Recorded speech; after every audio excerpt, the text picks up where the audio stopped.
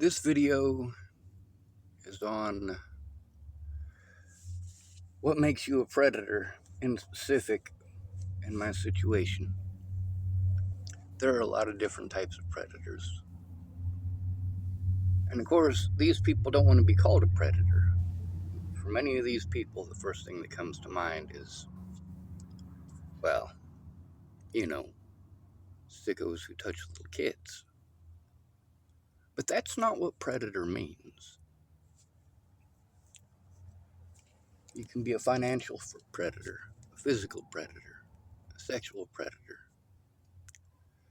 We're going to focus first on Melissa Hampton. So, since I've been coming to Tillamook, 2022, every single one of these agencies wants to defer. What's deferring mean? I've spoken about this. This is used everywhere that there are homeless people. What deferring means is that the most important part of their jobs as mandatory reporters, they ignore. Melissa Hampton, I want to say, might have even been a month ago now. She was telling the employees at CARE that they got into a little bit of trouble with the sheriff's department, basically. Now, she didn't say that in so many words, just that the orders came from the sheriff's department. Now, what are these orders? Well, they're only to call the police, or call the sheriff's department, if a homeless person, if one of their clients, wants to harm themselves or others. If they are being harmed, the employees at CARE are supposed to defer. What does that mean? It means constantly changing the subject, talking over the victim, claiming that you're going to do the things that you are legally supposed to do sometimes, but not following through. See, the difference between Shelly Robinson and Russell was that Russell actually took some time to listen. He took the time to actually try to help, and, it was slow going, but not nearly as slow as Shelly, who's literally going out of her way to do nothing. She's doing just enough that she can say that she did something. Now, how does this work? Well, I got a guy who stalked me here from Hood River. So I had to turn in that he was fucking stalking me again. So Shelly told me that she was going to help me do the paperwork and help me go through all of that stuff and go to the courthouse with me. And so one of the officers showed up, Kurt Vanderhoff. And of course, while he was there, she was saying all sorts of nice shit. She was being recorded on his body camera. And of course, she said the things that, well, she didn't fill in all the information like she should have. Not even close. But that's because, unlike Russell, she hadn't taken the time to learn anything. She repeatedly hadn't shown up. When she did show up, she talked over me, wanted to change the subject. Every time we'd do the housing thing, I'd say, I already filled out the housing paperwork, but I'll fill it out again. Almost every single session that I do see her. What's she deferring? Well, I'm trying to turn in abuse, and she wants to defer it to housing. Well, okay, if we need to do the housing thing, let's do the housing thing. Let's get it over with. Not this every meeting talking about it over and over and over again. No, get on it.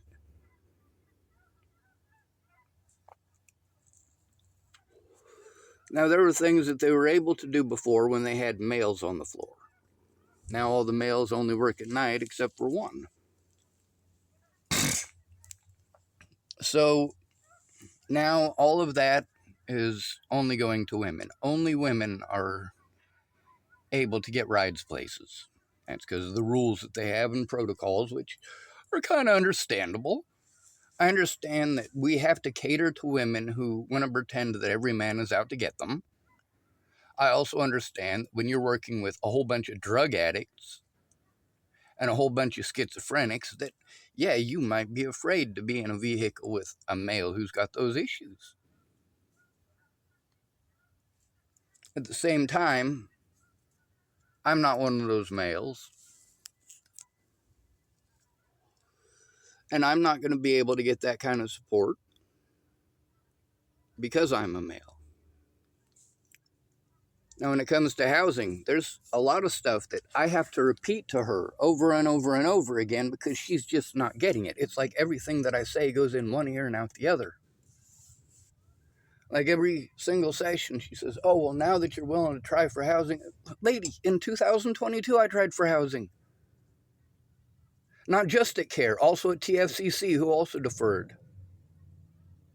These are the crimes that they're committing against the homeless here. We're not getting the help that we need. They just want us to fill out pieces of paper that say that we've been there so they can bill the state for some more money. When you say that it's a nonprofit organization, no, it is profit. Every single person who works there gets paid for working there. These people don't want to turn in their bosses, they'll lose their job. It's illegal for them to retaliate, but look at my situation. I try to turn in my predators who have positions of power.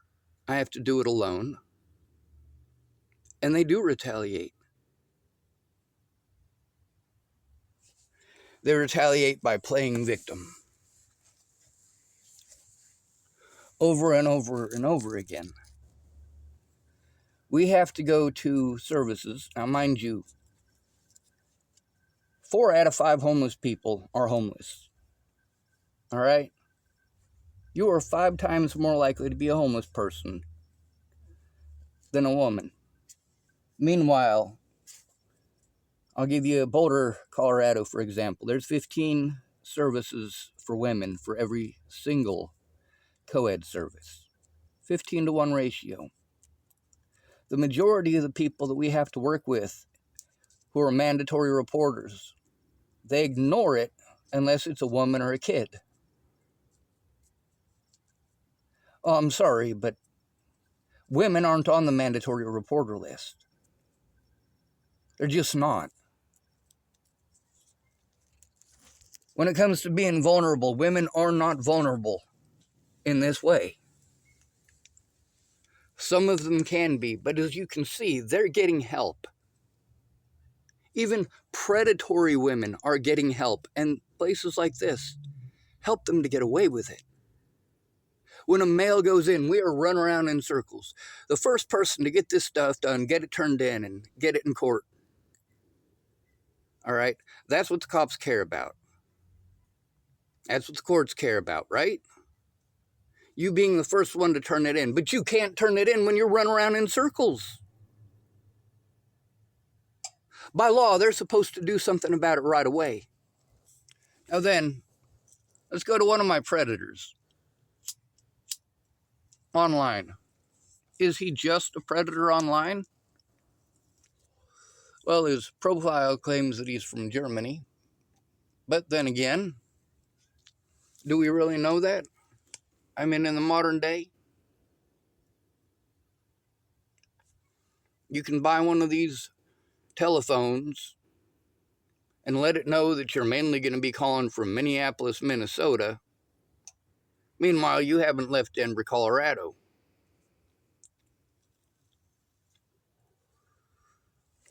So this guy has made more than one account to harass me. I'm not going to give you his name. I already took a screenshot of it, but I am going to read what he typed. And this right here is a major issue. It's a bunch of victim blaming and victim shaming and a bunch of just unreasonableness. The first sentence is, why keep bringing him up while you are in his town? Whose town? I didn't know that a single person owned this town. Second of all, Why am I bringing up predators who keep on stalking and harassing me? Well, because they keep on doing it. They haven't stopped. There is a permanent protection order against Andrew Wolnez. And he still continues to violate the protection order.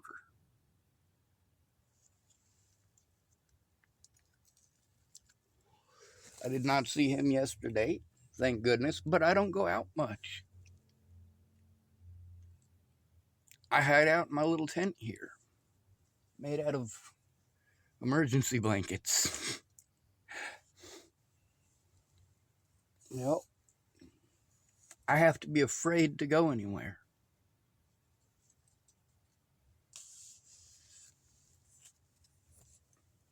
And his town, no, he doesn't own this town.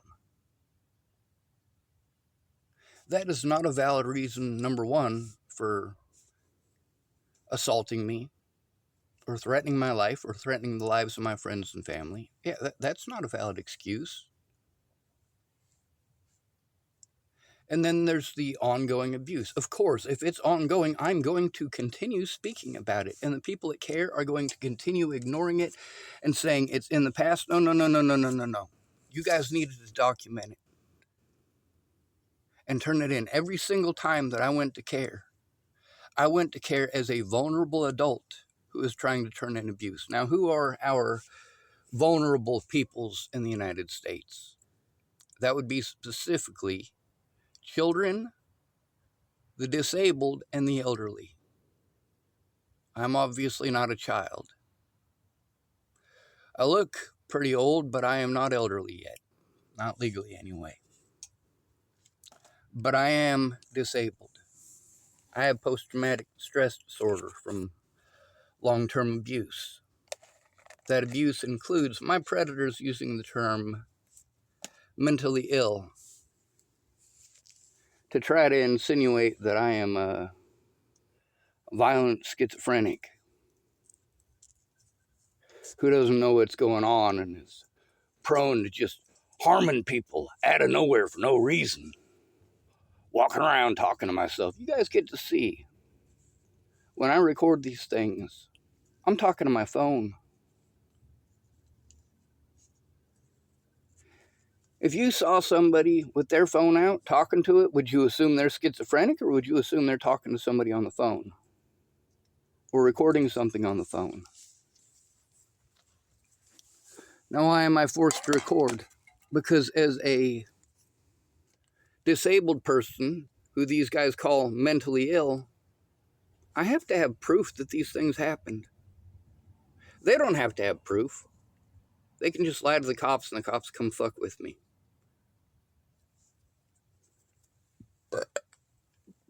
Now let's also focus on the his town part. What, because he lives here, he should have the right to victimize innocent people? He and his friends should have the right to destroy my things? To physically assault me? Repeatedly?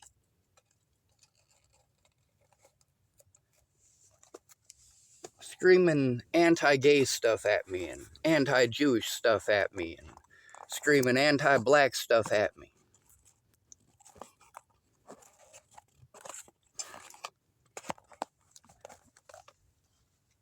And the cops talked me in circles and sent me to care, and care talks me in circles and sends me to other places. Meanwhile, I got to turn in the crimes that are committed against me. And according to the law, it doesn't matter if it's your coworker.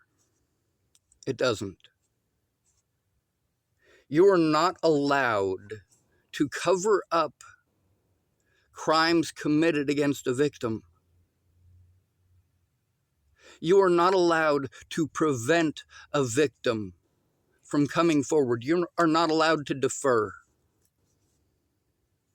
You have to turn it in right away, and you have to make a written report within 24 hours. Did Shelly follow through with the written report?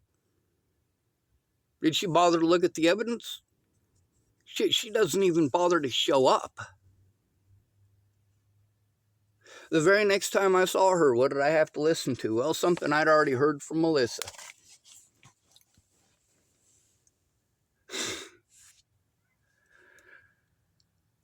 All they're interested in doing is deferring to the housing thing, and of course, because they're afraid I might be recording,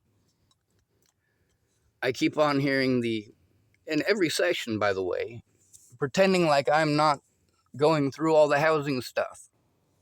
Hey, if you're going to bitch that I'm not doing the housing stuff, and every single time that you bring it up, I'm telling you I'm willing to fill out the paperwork again, let's do this. But you never bring in the paperwork. We never fill it out again. There's always some excuse. Oh, well, I'll check the emails. How long does it take to check the emails? Does it really take a full month or more to check the emails and find that out? While every session you're still throwing that same crap at me. No, this is not okay. This is victim blaming and victim shaming. It's not okay. You procrastinate and then you tell the victim that it's their fault for not turning it in time. I'm afraid of these police officers for a reason. I am afraid of the people that care for a reason. Because instead of following the law, they're breaking the law to cover for each other's wrongdoing and mistakes. They made mistakes. They made a lot of mistakes. Now, one of the situations I had to turn in is the number of crimes that were committed by the people at TFCC, both before and during the time that I was incarcerated, and continuing afterwards.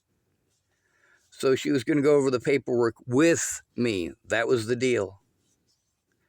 I gave her the paper as evidence of the crimes committed against me, including destruction of evidence, evidence tampering, witness tampering, and of course, the most famous, shuffling predators.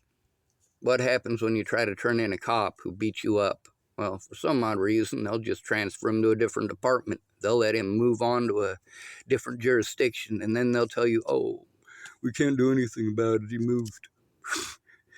He doesn't work here anymore. That doesn't make it okay. The things that that officer did that I'm trying to turn in go into my permanent paperwork, are used against me in court. Doesn't matter that they're lies. They just call me mentally ill and get away with it, just like Natalie Bollinger did. It doesn't matter how honest I was.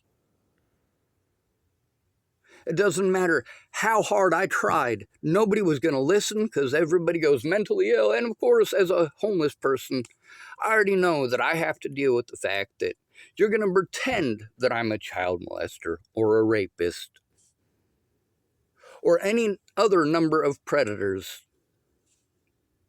just because it makes you feel better.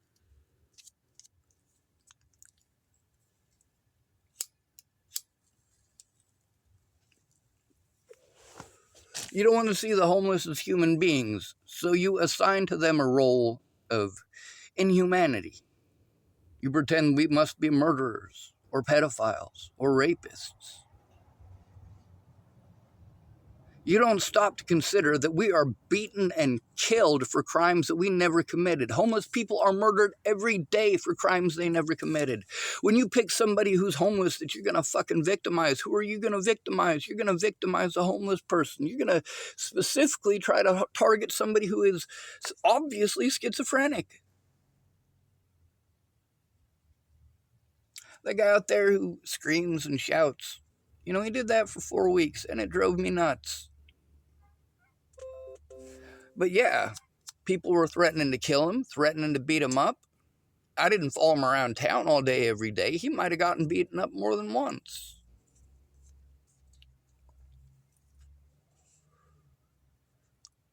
Just because you're scared of somebody doesn't make it okay to go beat them up. It doesn't make it okay to go send people to hurt them. And here's the thing about Natalie. She wasn't scared that I would hurt her. I hadn't seen her in over a year. The only times I ever contacted her were over situations where I was physically assaulted or had to go see my friends and family in a place where I had already been repeatedly physically assaulted. Boulder, Colorado. I did that because police officers told me to. Police officers were giving me bad legal advice. You should try to settle it out of court. You should try to talk to her and explain it. But that doesn't work. If I do what the cops tell me to do, the cops tell me to break the law, they're not going to admit that they told me to break the fucking law, are they? If they tell me to do something illegal and insist that it's not illegal and then I do it, I'm responsible, aren't I? That's the way it's going to be held up. They're not going to allow me to point out the fact that I am a disabled person with PTSD in a state of crisis, and this person is taking advantage of those disabilities. Later on, only to call me mentally ill, just like Natalie did. Officer Holloway is one of those officers in Chapel, Nebraska. There's also the Officer Holloway in Morrington, who walked into that office where it was supposed to be for autistic people and was saying some very inappropriate stuff about killing somebody. Well, no, I didn't kill anybody. And then, of course, I asked those ladies what the name of that officer was, and I did get the name because she did know him. She also laughed at me. She thought it was hilarious. So I left and I never went back. But I did speak up about it. Of course, these people also got recorded laughing at me, and that's also posted up.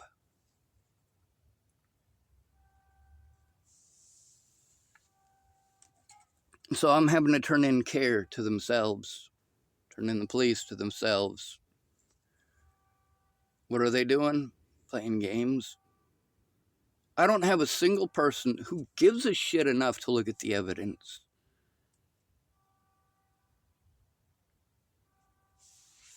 What do? They defer to the housing thing again and again. And I still haven't gotten housing. Been here since 2022. I still haven't gotten housing. When it comes to advocacy, these places, especially Melissa, wants to say that they're only supposed to advocate for housing. These are mandatory reporters. So, no, that's not the only thing they're supposed to advocate for. And these peer support workers that I have to go to. Shelly's a felon, okay? I'm having to go to a felon and an admitted drug addict, okay? This is what I've been speaking out about since Hood River. Here in Oregon, when you're abused, you don't get to go to a professional who's going to treat it appropriately because you're a disabled person being taken advantage of, being assaulted, being abused. No, they're going to send you to a drug addict who is probably a felon, and that's your peer support worker. That's what they call them, peer support workers. Now, why is it that I keep speaking up about this? What do I have in common with these people? I don't do drugs and I'm not a felon.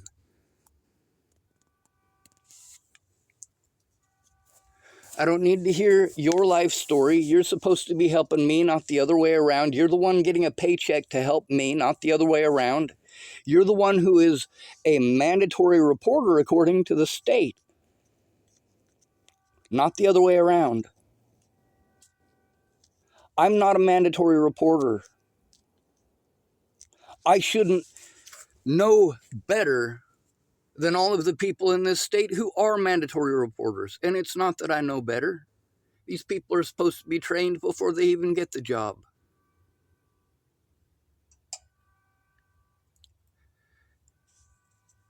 What use is there having mandatory reporter laws when they're ignored and result in the most vulnerable people in our country being victimized over and over and over again? They're not getting the housing. Now this bully of mine here, let's go to the next part. He says, maybe he won't start anything with you now, has he? He never stopped. He never stopped. Andrew Wolnez never stopped. It also says, if not, and you're putting this up, you are going to get it going again. Well, see, this dude's automatically assuming and going negative on this shit, and this isn't okay. No, I'm speaking up about abuse because it's happening, not the other way around.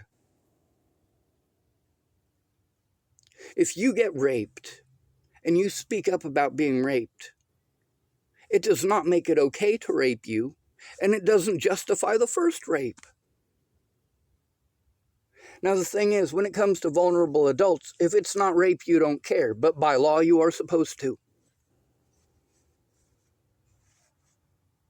Because sexual assault is not the only type of abuse, and sexual predators are not the only type of predators. Our primary predators as disabled people are our own families. Our primary predators as homeless people are the public, the police, and other homeless people.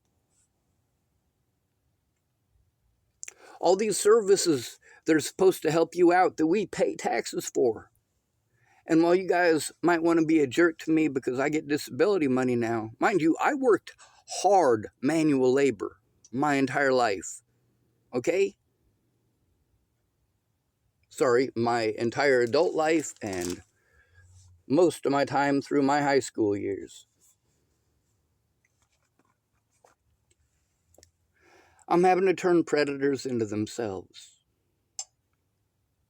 Do they care if I'm abused? No, they're going to defer. They're going to allow these people to harm me again and again and again until I have to do something desperate.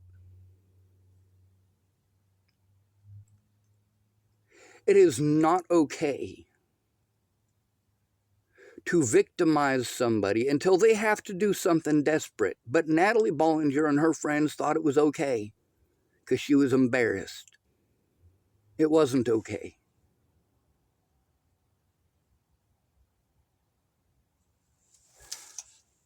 I was easy to victimize because I'm disabled and homeless. Plain and simple.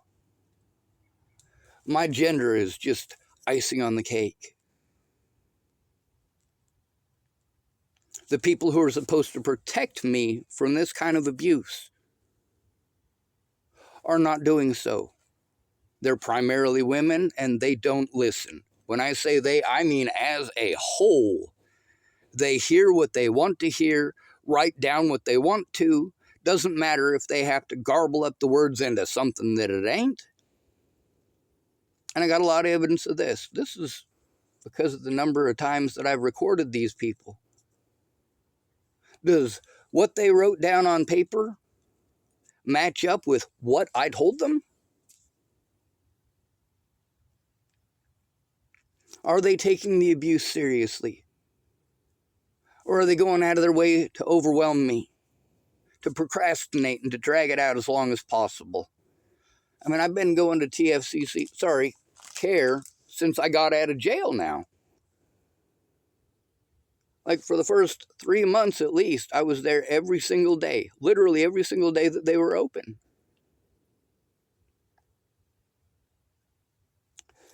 They want to do the it's in the past thing, and when I tell them about literally being stalked by Andrew Wolnez, being assaulted by people throwing stuff at me, all of the women, every single woman at TF or at CARE that works in that front office area has started to tell me a story. Well, hold on a second. I'm telling you about something that somebody just did to me that needs to be turned in, and I have to be afraid to go to the police because I am a homeless disabled man and they will just talk over me and talk in circles and victim blame and victim shame. You're going to tell me about your ex-husband? You're going to tell me about this other girl you work with? Oh, you didn't tell me her name. So that makes it okay to share that information, I suppose, right? Okay. But you're not doing your job as a mandatory reporter.